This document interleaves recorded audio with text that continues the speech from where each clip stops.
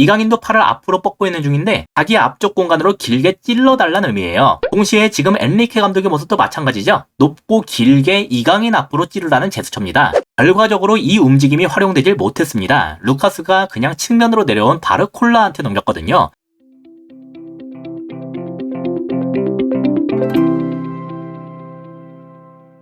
안녕하세요. 축구 보는 기자 축복입니다. 파리 생제르맹이 최근 계속해서 전술을 바꿔가며 활용하고 있는 중인데요. 최근에 있었던 릴과의 경기에서도 그랬어요. 이 경기에서 이강인은 좌측 공미 정도 되는 위치라고 할 수 있었는데 여기 컨셉 자체는 지난 도르트문트전과 비슷했습니다. 그래서 일단 좌측 윙어의 은바페가 아니라 바르콜라가 나오면 좌측 중미는 측면으로 벌릴 필요가 없이 비교적 중앙 위주로 움직이면서 여기에서의 볼 배급이나 기회 창출 등을 담당하는 역할이 된다고 볼 수 있는데요. 이날은 왼쪽보단 오른쪽이 좀 많이 바뀌었죠. 일단 우측 풀백으로 나오던 하키미가 아예 선발에서 빠졌었습니다. 그래서 원래도 하키미를 올리면서 변칙적인 3백 형태를 취하긴 했었지만 이번엔 아예 처음부터 3백으로 나왔다고 봐도 될 정도였어요. 근데 또 완전히 3백으로 나왔다고 보긴 또 힘들었는데 수비를 할 땐 이렇게 바뀌면서 4-1-4-1 형태가 됐기 때문입니다. 우측 수비 자리로 나온 에메리가 풀백 자리로 내려간 게 포인트라고 할 수 있겠죠. 이런 형태로 수비를 하다가 최후방에서 볼을 잡을 때는 3백 앞에 중미들을 이런 식으로 배치하면서 중앙에 다이아몬드 형태처럼 만들어진 3-4-3처럼 됐다가 최종적으로는 이강인과 비티냐가 각각 좌우측 하프 스페이스에 위치하면서 3-2-5를 만드는 것이 이번 경기에서 나온 파리의 공격 형태였어요. 경기 장면에서도 이런 모습들이 굉장히 직관적으로 나왔는데요. 먼저 수비를 할 때 모습을 보면 명확하게 4-1-4-1 형태를 취하고 있다는 걸 알 수 있습니다. 그리고 아까 말씀드렸던 대로 오른쪽 측면 수비를 에메리가 내려가서 담당하고 있죠. 그래서 우가르테가 혼자 수비형 미드필더처럼 위치하는 모양새지만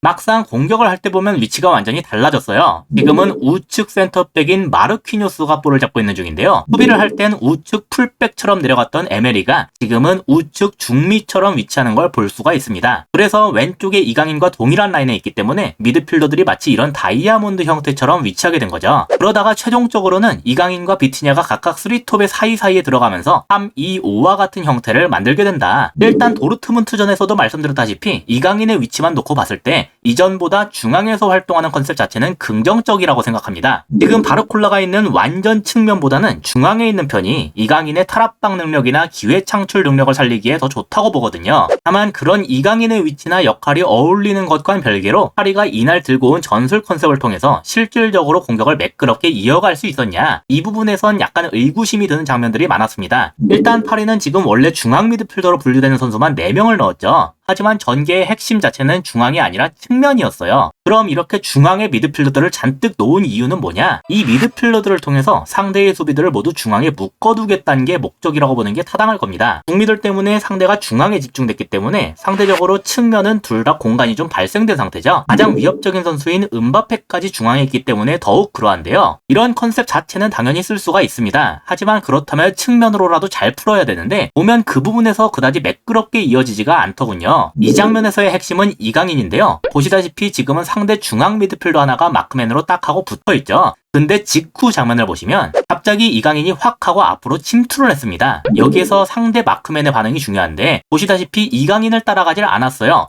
대신에 손짓으로 다른 누군가한테 막아달라고 하고 있죠. 당연히 이거는 측면 수비를 담당하는 풀백이 갈 수밖에 없습니다. 물론 센터백이 갈 수도 있긴 하지만 그렇게 될 경우에 은바페에 대한 수비가 헐거워질 수밖에 없거든요. 어차피 중앙을 위주로 막는 컨셉이니까 풀백이 가는 게 자연스럽겠죠. 그런데 이러니까 풀백이 이제 바르콜라를 마크할 수는 없게 됐어요. 그래서 지금 바르콜라가 아래로 내려가는 중인 겁니다. 아까부터 비워져 있던 저 측면 공간을 먹음으로써 얘가 측면에서의 전개를 노리기 위한 거죠. 그리고 볼이 이렇게 좌측 센터백인 루카스한테까지 가니까 이제 누구나가 그 의도를 알 수가 있게 됐어요. 당연히 상대 입장에선 누군가가 이걸 방해하러 가야겠죠. 결국 이것도 아까 이강인을 잡으러 중앙으로 움직였던 풀백이 할 수밖에 없었습니다. 그래서 다시 측면으로 뛰어가는 중인 건데요. 여기부터가 정말 중요했어요. 원래 이강인의 마크맨은 저 오른쪽 중미였죠. 근데 방금 이강인이 침투를 하면서 얘가 아니라 풀백으로 마크맨이 바뀌었었잖아요. 하지만 그 풀백이 지금은 다시 바르콜라를 막으러 갈 수밖에 없다. 자연스럽게 순간적으로 이강인한텐 마크맨이 없는 상태가 만들어졌습니다. 그래서 지금 아래에 있는 엔리케 감독의 모습을 보면 이강인을 보면서 팔을 앞으로 뻗고 있는 중이죠. 마크맨이 없어졌으니까